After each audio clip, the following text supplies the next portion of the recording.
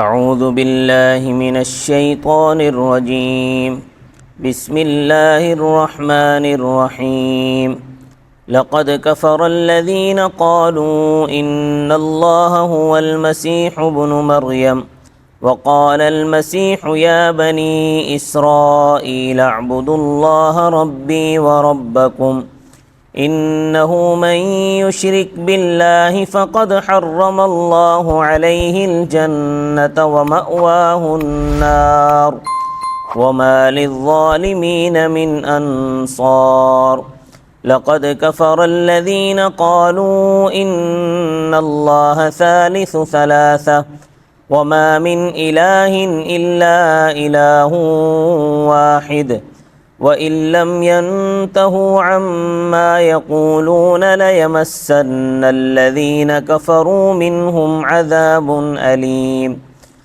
أَفَلَا يَتُوبُونَ إِلَى اللَّهِ وَيَسْتَغْفِرُونَهُ وَاللَّهُ غَفُورٌ رَّحِيمٌ مَا الْمَسِيحُ ابْنُ مَرْيَمَ إِلَّا رَسُولٌ قَدْ خَلَتْ مِن قَبْلِهِ الرُّسُلُ وَأُمُّهُ صِدِّيقَةٌ كانا يأكلان الطعام انظر كيف نبين لهم الآيات ثم انظر أنا يؤفكون قل أتعبدون من دون الله ما لا يملك لكم ضرا ولا نفعا والله هو السميع العليم صدق الله العظيم۔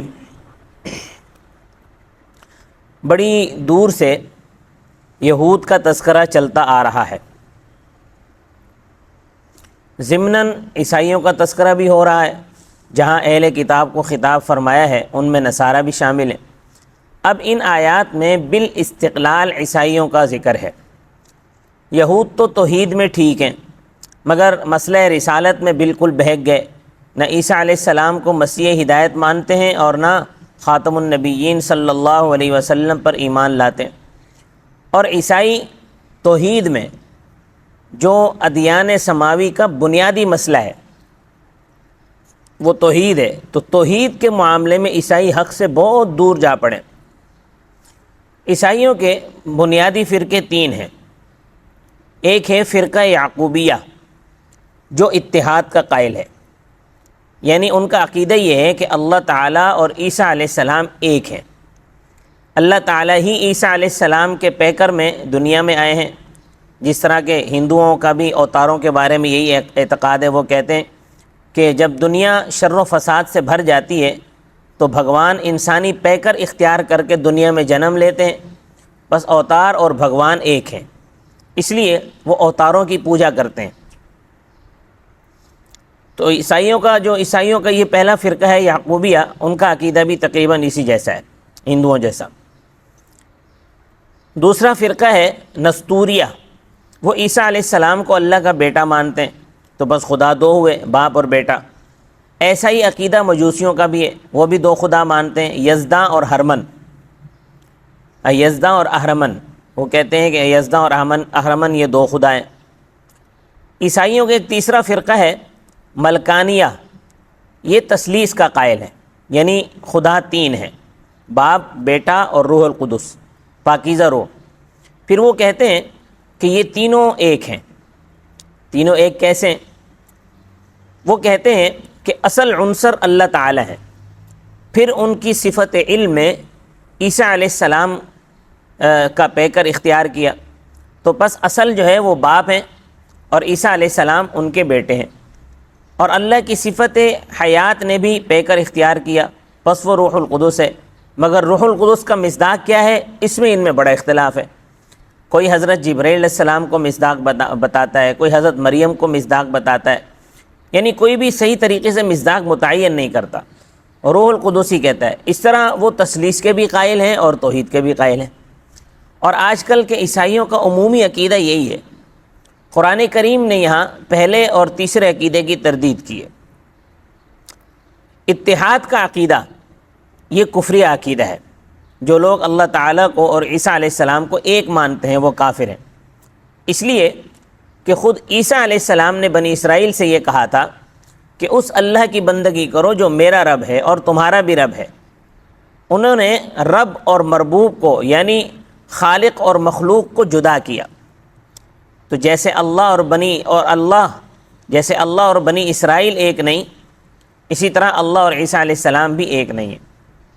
حضرت مریم کے صاحبزادے عیسیٰ علیہ السلام یہ مخلوق ہیں، اللہ جو ہے وہ خالق ہے۔ تو جو دونوں کو متحد یعنی دونوں کو ایک مانتا ہے وہ مخلوق کو خالق میں شریک ٹھہراتا ہے۔ جو کسی کو خدائی میں شریک کرتا ہے اس پر اللہ تعالیٰ نے جنت حرام کر دی ہے، وہ ہمیشہ دوزخ میں رہے گا۔ وہاں اس ظالم کا نہ کوئی مددگار ہوگا جو اس کو دوزخ سے نکال کر جنت میں پہنچائے، اور نہ کوئی اس کی ہمدردی کرنے والا ہوگا۔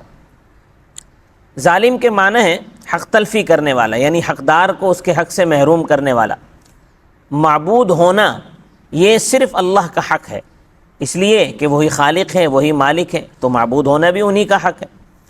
تو جو کوئی غیر اللہ کو معبودیت میں حصے دار بناتا ہے وہ ظالم ہے، اور ظالموں کا دوزخ میں کوئی مددگار نہیں ہے، کیونکہ جس کو شریک ٹھہرایا ہے وہ کوئی اختیار ہی نہیں رکھتا، اور جو اختیار رکھتا ہے اس کے ساتھ تو شریک ٹھہرا لیا، تو اختیار تو سارا کا سارا اللہ کا ہے۔ تو فرمایا لقد کفر الذین قالوا، بخدا واقعہ یہ ہے کہ جن لوگوں نے کہا ان اللہ هو المسیح ابن مریم، کہ اللہ ہی مسیح ابن مریم ہیں، وہ کافر ہیں۔ وقال المسیح، جبکہ مسیح نے کہا یا بنی اسرائیل اعبدوا اللہ ربی و ربکم، اے بنی اسرائیل تم اللہ کی بندگی کرو جو میرا رب ہے اور تمہارا رب ہے۔ انہ من یشرک باللہ، بے شک جس نے اللہ کے ساتھ شریک ٹھہرایا، فقد حرم اللہ علیہ الجنت، سو اس پر اللہ نے جنت حرام کر دی، ومأواہ النار، اور اس کا ٹھکانہ دوزخ ہے، وما للظالمین من انصار، اور وہاں ظالموں کا کوئی بھی مددگار نہیں ہوگا۔ تثلیث کا عقیدہ بھی کفری عقیدہ ہے۔ جو لوگ کہتے ہیں کہ اللہ 1/3 ہے وہ کافر ہیں۔ اللہ تعالیٰ تو کل معبود ہیں، ان کی معبودیت میں کوئی حصے دار نہیں ہے۔ ایسا نہیں ہے کہ تھوڑا اللہ معبود ہے اور تھوڑا عیسیٰ علیہ السلام معبود ہیں اور تھوڑی حضرت مریم معبود ہے، ایسا کچھ نہیں ہے۔ عیسائی متکلمین نے جو شوشہ چھوڑا ہے کہ اللہ کی صفت علم نے عیسیٰ علیہ السلام کا پیکر اختیار کیا، اور اللہ کی صفت حیات نے حضرت مریم کا یا حضرت جبرائیل کا پیکر اختیار کیا ہے، اس لیے 3 ایک ہیں، اس لیے کہ ذات و صفات متحد ہوتے ہیں۔ یہ دور کی کوڑی ہے، اس لیے کہ صفات کا مفہوم ذات سے الگ ہوتا ہے، وجود الگ نہیں ہوتا۔ اور جب صفت علم اور صفت حیات کے پیکر مان لیے تو چند موجود ہو گئے، تو بس خدا ایک کہاں رہا، تعدد الہ لازم آ گیا، تعدد آلہہ لازم آیا، اور توحید جو ہے وہ گاؤ خرد ہو گئی، توحید تو ختم ہی ہو گئی جب بہت سارے 3 معبودوں کا جو ہے وہ لازم آ گیا، تعدد ہے۔ عیسائی پادریوں کا یہ 3 کا ایک لڈو بنانا یہ ایسی چیستان ہے جو نہ سمجھنے کی اور نہ سمجھانے کی ہے۔ حالانکہ بنیادی عقائد کو ایسا واضح ہونا چاہیے کہ اس کو پڑھا لکھا بھی سمجھ جائے اور جاہل بھی سمجھ جائے۔ تو جب عقیدہ تثلیث کفر و شرک ٹھہرا تو جو سزا ابھی بیان ہوئی ہے وہی سزا ان لوگوں کو بھی ملے گی، یعنی یہ بھی ہمیشہ جہنم میں سڑیں گے۔ اگر ان دونوں عقیدوں کے قائلین اپنے کفریہ اقوال سے باز نہ آئے تو آخرت میں ان کو دردناک سزا ملے گی۔ تو بس دونوں فریقین کو چاہیے کہ وہ اللہ کے سامنے توبہ کریں، اس سے معافی مانگیں، اللہ بڑے بخشنے والے بڑے مہربان ہیں، ان کی بارگاہ میں مایوسی نہیں ہے، وہ مایوسی کی بارگاہ نہیں ہے۔ فرمایا لقد کفر الذین قالوا ان اللہ ثالث ثلاثہ، بخدا واقع یہ ہے کہ جن لوگوں نے کہا اللہ تعالیٰ 3 میں کا تیسرا ہے وہ لوگ بھی کافر ہو گئے۔ وما من الہ الا الہ واحد، جبکہ ایک معبود کے علاوہ کوئی بھی معبود نہیں۔ وَإِن لَّمْ يَنْتَهُوا عَمَّا يَقُولُونَ، اور اگر وہ لوگ اپنی باتوں سے باز نہ آئے، لَيَمَسَّنَّ الَّذِينَ كَفَرُوا مِنْهُمْ عَذَابٌ أَلِيمٌ، تو ان میں سے منکرین توحید کو ضرور دردناک عذاب پہنچ کر رہے گا۔ افلا یتوبون الی اللہ ویستغفرون، کیا وہ اللہ کے سامنے توبہ نہیں کرتے اور وہ اس سے گناہ نہیں بخشواتے؟ واللہ غفور الرحیم، اور اللہ تعالیٰ بڑے بخشنے والے بڑے مہربان ہیں۔ اب دو دلیلوں سے عیسیٰ علیہ السلام اور ان کی والدہ کے معبود ہونے کی تردید فرماتے ہیں۔ پہلی دلیل ہے احتیاج۔ جو احتیاج ہے یعنی محتاج ہونا، یہ الوہیت کے منافی ہے، کیونکہ خدا کسی چیز کا محتاج نہیں ہوتا، وہ تو غنی ہے، خدا بے نیاز ہوتا ہے۔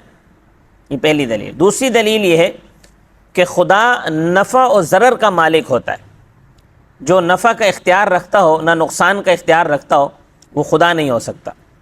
اور بات یہاں سے شروع کی ہے کہ حضرت عیسیٰ اور حضرت مریم کی اصل جو پوزیشن تھی، جو واقعی پوزیشن تھی، وہ کیا تھی؟ تو ان کی پوزیشنیں اگلی آیتوں میں بتائی ہیں۔ نمبر 1، حضرت عیسیٰ علیہ السلام اللہ کے رسول تھے، نہ خدا تھے اور نہ خدائی میں حصہ دار تھے، کیونکہ آپ سے پہلے بھی بہت سے رسول ہوئے جو نہ خدا تھے اور نہ خدائی میں حصہ دار تھے۔ یہ پہلی پوزیشن ہے کہ وہ اللہ کے رسول تھے۔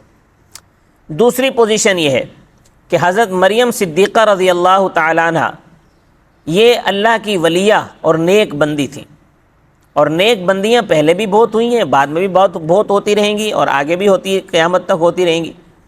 تو جو اللہ کی ولیہ پہلے گزر چکی ہیں وہ خدائی میں حصے دار نہیں بنی، نہ بن سکیں، تو پھر حضرت مریم کیسے ہوگی؟ حضرت مریم ہی کیوں حصے دار ہے؟ پھر پہلی دلیل، دونوں کی الوہیت کی تردید فرمائی تو اس کی دلائل اب دے رہے ہیں۔ پہلی دلیل یہ دی ہے کہ وہ دونوں کھانا کھاتے تھے۔ کھانا کھانا یہ محتاجی ہے، یعنی ان کو بھوک لگتی تھی، دونوں کھانے کے محتاج تھے، اور خدا تو جو ہوتا ہے وہ محتاج نہیں ہو سکتا۔ احتیاج میں نے عرض کیا الوہیت کے منافی ہے، دیکھو کیسی واضح بات اللہ تبارک و تعالی نے فرمائی، مگر عیسائی پادری عوام کو ان دونوں کی الوہیت باور کراتے ہیں۔ اور اس ایک دلیل میں کئی دلیلیں ہیں، کھانا کھانے کی دلیل میں اور بہت ساری دلیلیں ہیں، اس لیے اللہ تبارک و تعالی نے کھانا کھانے کو آیات فرمایا ہے، یعنی نشانیاں، دلیلیں۔ دیکھیں میں آپ کو سمجھاتا ہوں۔ دیکھو جو کھانے کا محتاج ہو اس میں دوسرے بشری تقاضے بھی ہوتے ہیں۔ دوسرے بشری تقاضے مطلب جو کھانے کا محتاج ہوتا ہے وہ سانس لینے کے لیے ہوا کا محتاج ہے، وہ گرمی حاصل کرنے کے لیے سورج کا محتاج ہے، وہ تھکن دور کرنے کے لیے نیند کا محتاج ہے۔ اسی پر آپ قیاس کرتے چلے جائیں تو دنیا میں انسان کے اندر جتنی کمزوریاں پائی جاتی ہیں، جتنا وہ محتاج ہے، وہ ساری چیزیں الوہیت کے منافی ہیں۔ اور یہ ساری چیزیں، یہ ساری احتیاجات اس وجہ سے پیدا ہوئی ہیں انسانی جسم میں کہ انسان کھانا کھاتا ہے۔ کھانا کھانے کی وجہ سے یہ ساری احتیاجات ہیں۔ اور اس کے علاوہ جب کھانا پیٹ میں پہنچے گا تو وہ گندگی سے بدل جائے گا، اور خدا میں گندگی نہیں ہو سکتی، اس کی ذات تو پاک ہے، سبحانہ و تعالی شان ہو۔ دوسری دلیل خدا ہونے کے لیے کہ وہ نفع و ضرر کا مالک ہے، اور عیسیٰ علیہ السلام اور ان کی والدہ بالذات اپنے طور پر نہ کسی کو نفع پہنچا سکتے ہیں نہ کسی کو نقصان، تو پھر وہ خدا کی خدائی میں حصے دار کیسے ہو سکتے ہیں؟ اللہ تعالیٰ تو مخلوقات کی پکار سنتے ہیں، سب کی حاجتیں جانتے ہیں، سب کی حاجتیں پوری بھی کرتے ہیں، تو بس وہی نفع اور ضرر کا مالک ہے، اس لیے خدا اور معبود وہی ہیں، دوسرا کوئی عبادت کا حقدار نہیں ہے۔ تو فرمایا مل مسیح ابن مریم، مریم کے بیٹے مسیح تو الا رسول، ایک رسول ہی ہیں، قد خلت من قبلہ الرسل، ان سے پہلے بالیقین رسول گزر چکے ہیں، وامہ صدیقہ، اور ان کی والدہ صدیقہ یعنی ولیہ اور نیک بندی ہیں، کانا یاکلان الطعام، دونوں کھانا کھاتے تھے، انظر کیف نبین لہم الآیات، دیکھو ہم کیسی واضح دلیلیں بیان کر، دیکھیں آیات کا لفظ آیا، کھانا کھانے میں اتنی ساری نشانیاں ہیں، تو اس کو اللہ پاک نے صرف کھانا کھانے کو آیات فرمایا۔ ثم انظر، پھر دیکھو، ثم انظر انا یؤفکون، پھر دیکھو وہ کدھر پھیرے جاتے ہیں۔ قل اتعبدون من دون اللہ، پوچھو کیا تم اللہ کو چھوڑ کر اس کی بندگی کرتے ہو، ما لا یملک لکم ضرا ولا نفع، جو تمہارے لیے نہ نفع نہ نقصان کا اختیار رکھتا ہے نہ کسی نفع کا، واللہ هو السمیع العلیم، اور اللہ تعالیٰ سب کچھ سننے والے، خوب جاننے والے ہیں۔ صدق اللہ العظیم۔